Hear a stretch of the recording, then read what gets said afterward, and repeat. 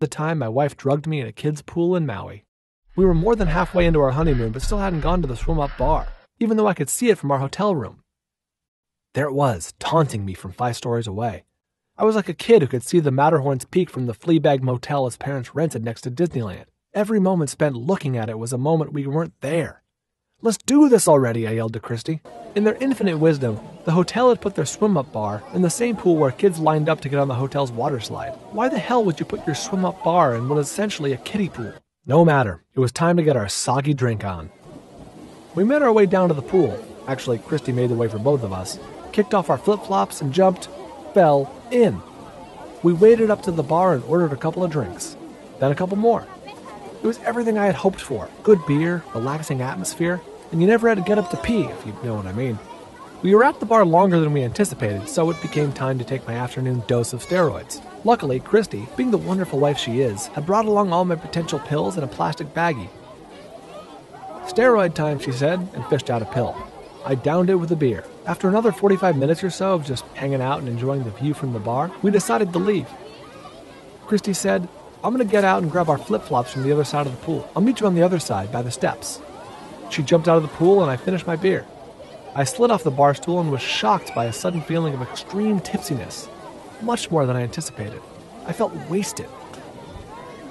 I'd only had a couple of beers, but things have been changing so frequently with my physical condition lately that I figured, well, this is just the next thing to go, so my mission became to get out of the pool without hurting myself. Christy was standing on the side of the pool with all of our dry belongings in her hands. Rather than have her put them all back down and re-enter the pool just to humiliatingly help me out of it, I decided to make a go of it.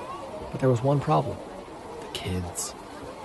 I had to negotiate a pool full of kids to make it to the other side. Sloppily, I waded through them. Keep in mind, I felt bombed. I was like Will Ferrell on Old School.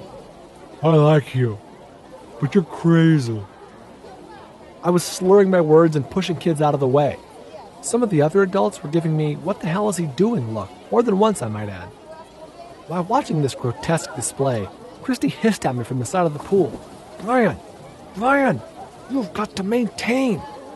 I pulled myself together and waded the final 10 feet to the stairs, where Christy helped me out of the pool. We went upstairs to our room, and I immediately passed out for 2 hours. The next day, we went to a different pool at the hotel, so as not to be recognized as the couple who got wasted at the bar and stumbled into all those kids. When it was time for my morning dose of steroids, Christy pulled out our bag of pills and began to fish one out. With a confused look on her face, she paused.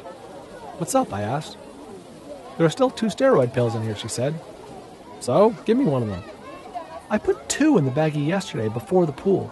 There should only be 1 left." She did a little more digging around in the pill bag. "But you know what?